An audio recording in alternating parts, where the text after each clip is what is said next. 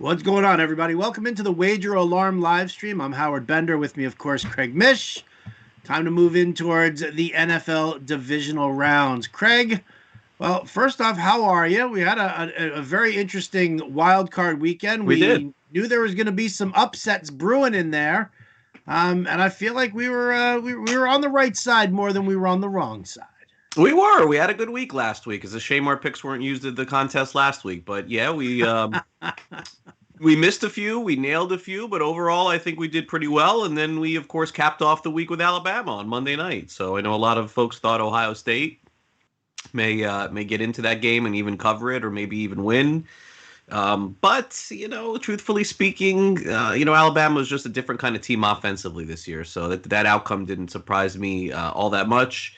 I guess the biggest surprise for me of Wild Card Weekend, Howard, I think for the two of us, actually you were a little bit more bullish on Cleveland maybe than most, but that was the one where I think that when we did this last week, we said that we'd come back here next week and there'd be one team that'll be a real surprise. I would say that that's the fair one, right? From the 6 games, that was not that they covered, but that they won outright. Is that fair? I would say that they won outright. Not so much that they covered, but yeah, that they did win outright. We were both on the right side of the Rams over Seattle. That was an easy one.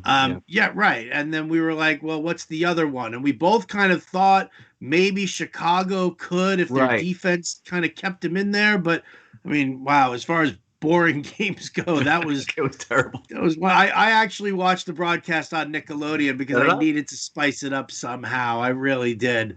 But yeah, I mean, listen, the one thing that the reason I hedged with the Browns, in all honesty, was because I was worried that Kevin Stefanski, not that he wasn't there, but that he and his coaches tend to abandon the run a little early.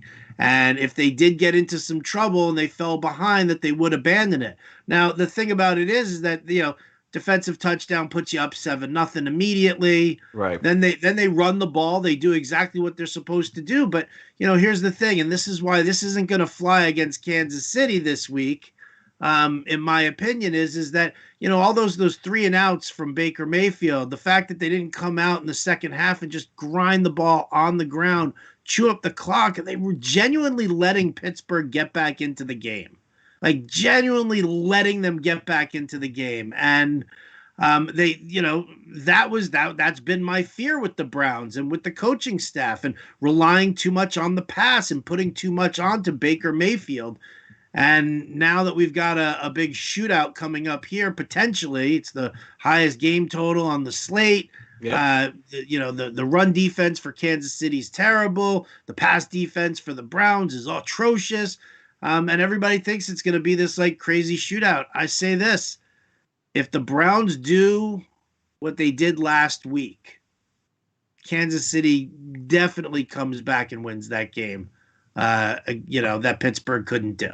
Definitely does. Yeah. Well, listen, I think that all 4 games are challenging this week for sure.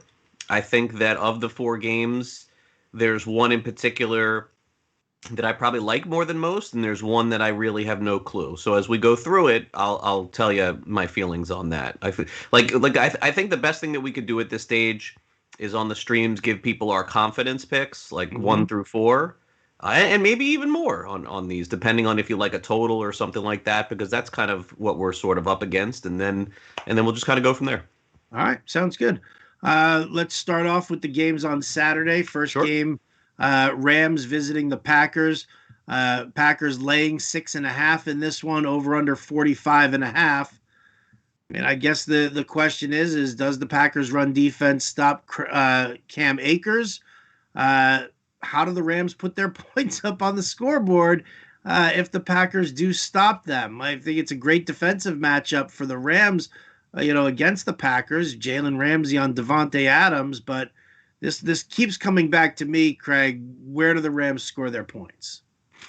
Yeah, this is an odd line to have the Packers as 6.5. It opened up at 7.5, but it just tells you that there's certainly a chance the Rams play well enough to stay in this game and win. I mean, that's unless the line is 13 or 14, that's definitely the case. So I really don't have a strong lean on the side. I do lean under on the total, under 45.5. And I know that opened up a little bit higher than that at 46.5. My only fear is like a defensive touchdown of some kind early. And that Rams game against the Seahawks last week, it went over, but it was playing toward the under for a long, long time in that game. And I don't think the total amount of points in that game was real indicative of how the game was played. I think there was 50 ended up being in the game, but it looked like at the half that thing was going to be at about 20. I don't see it much different here. I think that the Packers are going to run the ball a lot, and I think the Rams have a chance to stay in the game. I could see them covering. I could see them losing. The one thing that I do want to add here is that historically speaking, and we're going back a decade, that the teams off the bye in that first divisional round game are hitting against the spread well above 60%. Well above 60% in the last 10 years. And you only have two teams going at it this week with a bye, and that is Green Bay and Kansas City. But just, food for thought there. And I don't want to forget that. And so, riding that trend, if I had an opinion, it would be to take Green Bay, even though I do feel like the Rams have a shot. But that wouldn't be the strongest lean I have in this game. From a confidence standpoint, my strongest lean would be on the under 45.5. I do like the under a lot in this one as well. I'm going to lean Packers, laying the 6.5. I do think that the Rams defense is good enough to, to withstand the onslaught of an Aaron Rodgers to Devontae Adams, But, I mean, listen, Jalen Ramsey's not infallible, and DK Metcalf had 2 touchdowns on him the game before. So I think the fear that a lot of people have with that, I think that the Packers find the way to get around them. And my concern is whether or not they can score, enough points. I don't even know if Cooper Kupp's going to play in this game. He hasn't been back at practice. He's dealing with the knee. You can't tell me that Josh Reynolds or Van Jefferson is going to be able to make up the difference of losing a guy like Cooper Kupp. So, yeah, under in the Packers. That's where I'm going to go as well. Ravens Bills. This one, now it's back at 2.5. I'm seeing right now. Bills minus 2.5. It's been back and forth between 2.5 and 3, flip flopping for like the last 48 hours here. Over under at 49.5. Thoughts? Yeah, I would lean Baltimore here pretty soundly. Buffalo could have lost last week to the Colts very easily. Kick goes in. I was not that impressed with the way that Buffalo played, and I got to tell you that all those really good feelings. I don't want to say that they went out the window. On the season, they played 17 games. They're 14-3. They were number 1 against the spread, but Baltimore's playing better football. And this time of the year, it does feel like defense ends up winning over the offense here. They still have Lamar Jackson. I thought that Baltimore played great against Tennessee, and I don't think that the score was really indicative of that one. I thought they pretty much dominated that game after the first touchdown of the game. So, again, you're getting points here too. I mean, that's really something to consider on some places that are, you can buy yourself a half and get yourself a 3 or toward the end of the year. You may even want to wait. Who knows, by game time. There is some notion that by the time the game kicks off tomorrow night, that this line's going to be down to 1 or 1.5. I have heard that, where there's going to be just smart people on Baltimore. They've been tested in the playoffs. Their coach has been tested in the playoffs for a long time. And honestly, I mean, do I see Buffalo, even if they win, do I see them winning by more than 3? Not really. And Blankenship missed that field goal last week for the Colts. I mean, we're not talking about that enough. What happens if that goes in? I mean, Indianapolis really had a chance to win that game last week. And I think that the Bills can win, but I do want to take Baltimore here. It's not my strongest feeling of the 4. I would say it's probably my second strongest of the 4. Okay. All right. I keep waffling back and forth on this game as well. I was, in on the. What's that? You've been good with Buffalo all year. Yeah, and listen, and I've been in on them, and then I was out on them this, in this matchup here. I do like the Ravens defense. However, I just don't know if the Ravens secondary is really capable of withstanding it, because, I mean, listen, both Cole Beasley and Stephon Diggs are off the injury report. They're utilizing Dawson Knox at tight end. They've got guys like John Brown and Gabriel Davis.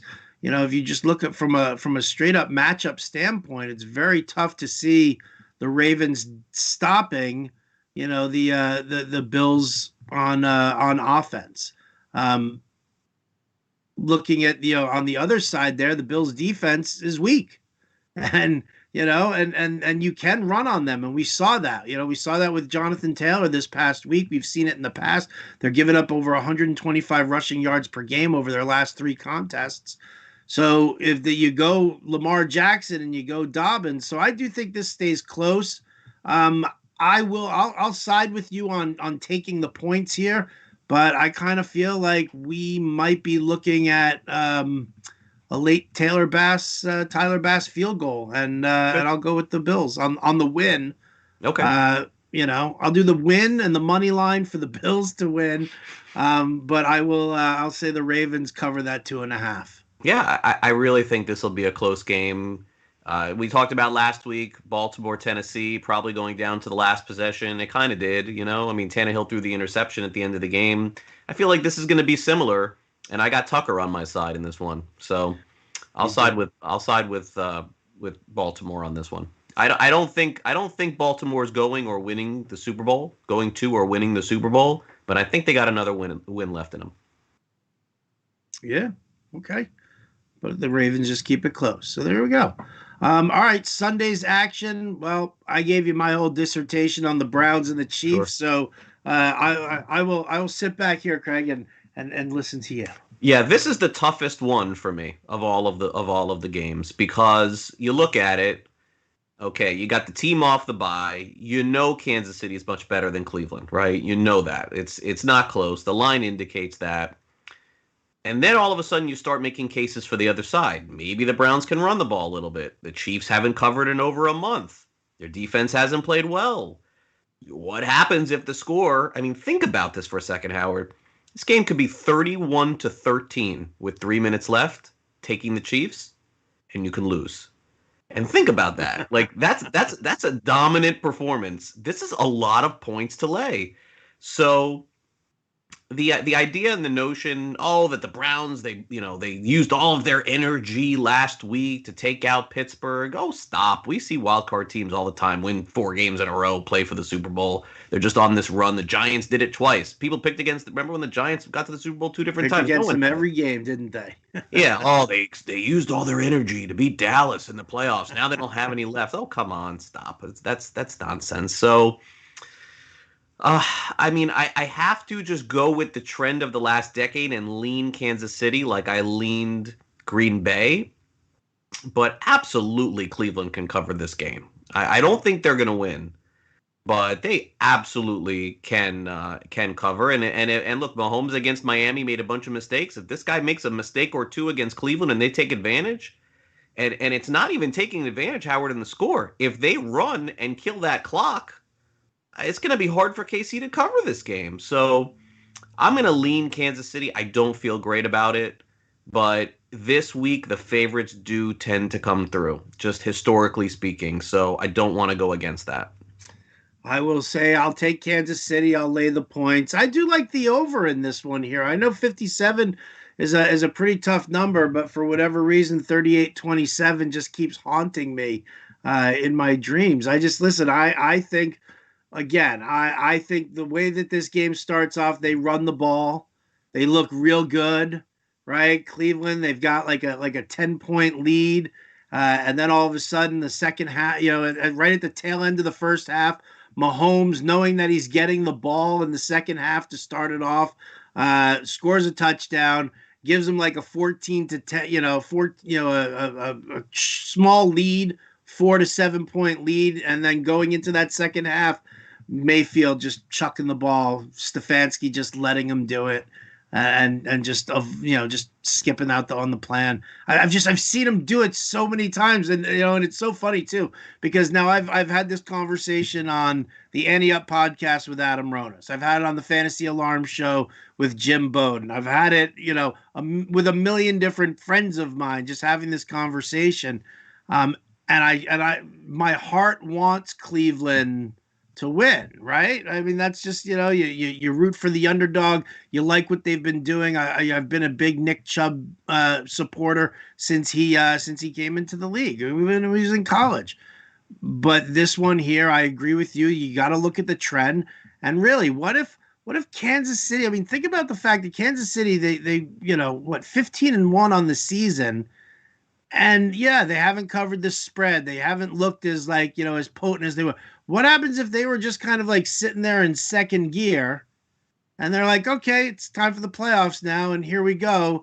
Tyreek Hill, 62-yard touchdown immediately. Travis Kelce, 38-yard touchdown. Like, I mean, you can just see Mahomes just like Oprah. You get a touchdown. You get a touchdown. You get a touchdown. And there's Stefanski being like, we got to pass the ball, guys. We forget the run. We got to pass the ball. And that's what makes me nervous. I know so many people are like Kareem Hunt and the revenge game narrative for him.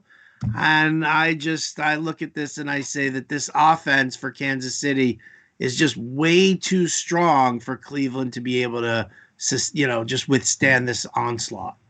Well, I mean, just for fun, if you remember last year, Houston, I think they beat Buffalo, right, in the playoff game. Yeah. They go to Kansas City this week last year. They go up 17-0, right? 24-0 on 24 Kansas City. Yeah. 24-0. You're feeling unbelievable about getting your, I don't think it was 10. I think it was less. You're feeling good about getting your 8 points. You're like, there's no way we could lose. And the Chiefs just were unstoppable the rest of the game.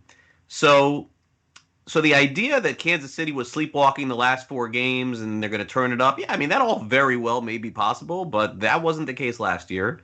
They are 7-9 against the spread this year. Cleveland, by the way, against the spread this year, 7-10. They covered They covered this last game. They didn't even cover the week against Pittsburgh. So I'm with you. I have to lean Kansas City here. I do. Total wise, historically speaking, it's about a 50-50 split. My guess is after the weekend in the 4 games, we'll have 2 overs, 2 unders. There's really no data that shows anything else. Yeah. Well, that's good because I was looking at another under coming up right now. So that'll put me at 2-2 then. 2 overs, 2 unders. Bucs Saints.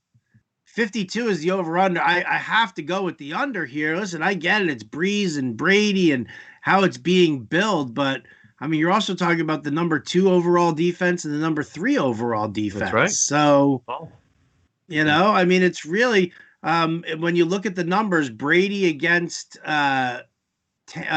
New Orleans this past season, in 2 games, he averaged 224 passing yards. He threw for 2 touchdowns. He had 5 picks, right? So, so Brady not looking sharp against the Saints D.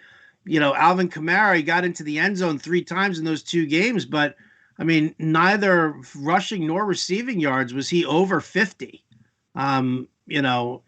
Separately. I think he combined for like 70 or 80 yards in that first game, but that's really about it. So, I mean, I look at that and for me, it's like, I don't know who's going to win this game. I'm going to take the Saints, lay the 3 because they're the Saints and it's them at home. But my favorite in this is the under on the 52. Okay. Yeah, the Saints are my favorite pick of the week. We've been doing this show for 18 weeks. I promised that we would come back here after I watched Tom Brady fall apart against New Orleans twice and not forget. And it is amazing to me that people have forgotten. It is almost like they just don't care. He played horrible in both of those games at New Orleans. I just don't believe all of a sudden that he is going to find it this week. I don't. I'm kind of rooting for Tampa Bay. Like, I would love to see the Bucs get to the NFC champion. I'd love to see the Bucs in the Super Bowl. It's a great story. We all love great stories. But the Bucs, they played so, I would say, up and down, so bipolar. I mean, I don't even know what the word is for it. I have not been able to figure them out all year. We've talked about this. They could go into the playoffs, win their first game by 40, or lose. Yeah. And this is the one that I think they lose. I don't like the Saints. I think that they probably lose to Green Bay. I think they probably lose. I do. But this is the most dominant, straight up, head-to-head performance of the 2020 NFL season. Really. I mean, it is. Yeah. The Bucs were out of both games from beginning to end. One of the games was played in September. The other one was played later in the season. Why is this all of a sudden going to change? I don't know, but I don't think that Tampa Bay's all of a sudden going to look at the film on New Orleans and say, hey, they got us here for 8 different quarters. I don't see it changing, Howard. I think New Orleans is going to win again. I think they're going to win for a third time. They could get pounded at Green Bay. I could see that because I'm not in love with New Orleans either, but I just think it's a phenomenal spot. And going to lay the 3 here. Money line's minus 160 also, by the way. Yeah. Well, listen, I'm the same way when you talk about it. I think that, much like you pay a tax on Dallas and Notre Dame, you're paying a Brady tax. And I think that there are a lot of people who just, if you look at it, just from a sheer number standpoint, are you ready for this one? In his last 4 games, Brady's last 4 games, averaging 379 passing yards per game. All right. He's got, I think 14 or 15 touchdowns to 1 interception. What they don't tell you is that that's twice against Atlanta, once against Detroit, and then the last game against Washington. And I'm with you. That's why everybody's like, oh, they're peaking at just the right time. They're playing the absolute worst defenses around in 3 out of those 4 games. And Washington was never really that great of a defense anyway. Yeah. So I'm with you on that whole aspect. So yeah, I like it. I like it. That's the scoring in the 2 games this year was 72-26. And Tampa Bay scored a touchdown at the end of the game back in September with no time left. 72-26. Last year, their last game they played against them, they lost 34-17. I mean, I don't know what to say. It's just one of those things where I think one team has the other team's number. And again, and I can't say this enough, I love having things to talk about. You are in the talking business. I'm in the talking business. It's much more fun next week if we had Brady and the Bucs going to Green Bay. Sure. It would be. No one wants to see the Rams win. That's unequivocal. No, so that's fine. But, there's still the contingency that if this is Breeze's last season, that they'd like to see him go out on top. Absolutely. But I don't think New Orleans is good enough to go on the road to Green Bay and win. That I don't see either. And my guess is if things go as planned, let's just use the spreads. Green Bay beats the Rams by 7, 24-17. Let's say the Saints beat the Bucs 27-24. The Packers are going to be probably 4.5-point favorites next week against New Orleans, and I probably would take the home team. I probably would take Green Bay. You're right. The Breeze story is great, too. That's actually a very good point. That's another one that everyone will be talking about. I don't feel like it has the same cachet of Brady, especially since the Super Bowl is in Tampa, but there is no doubt that Breeze is an all-time favorite as well. This is one of those just odd games where when we were doing this during the season and on this and on my show too, I basically made this strong mental note after the second time the Saints crushed the Bucs that when they play that third time, I'm not going to forget that. And I think that people do. They have these short memories and you have to win the NFL, but not in this case. I don't think so. You illustrated some really good points. Those were some bad teams Tampa Bay beat up on, really bad. And then Washington, I mean, they didn't even cover against Washington last week. So this is the end of the line for the Bucs, I think. All right, so there you go. End of the line for the Bucs. Could be the end of the line for the Browns too. We'll see. There's going to be a lot going on, a lot happening. All right, well, excellent as always. Tons of fun, Craig. We'll reconvene next Friday. We'll sum up what went down for us this time, and we'll look at our conference championships. Yeah. Get ready for the Super Bowl. All right. Big thanks to our producer, Matt Sells, as always. For Craig Mish, I'm Howard Bender. This has been the Wager Alarm live stream. We'll catch you next time.